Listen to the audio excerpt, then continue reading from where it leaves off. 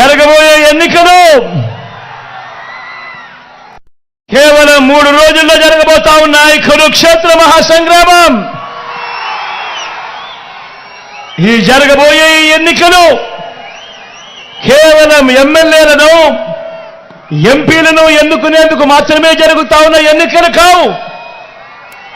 ఈ జరగబోయే ఎన్నికలు రాబోయే 5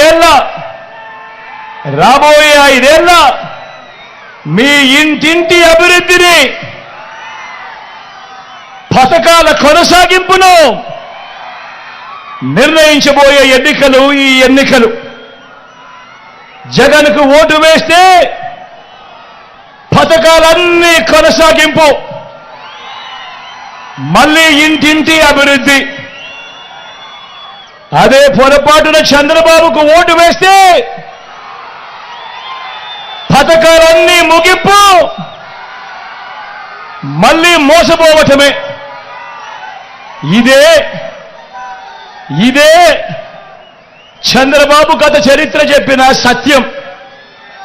ఇదే సాధ్యం కాని హామీలతో చంద్రబాబు ఇచ్చిన మేనిఫెస్టోకు ఇదే అర్థం.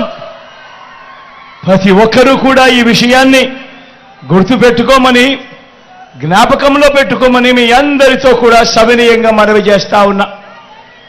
పొరపాటున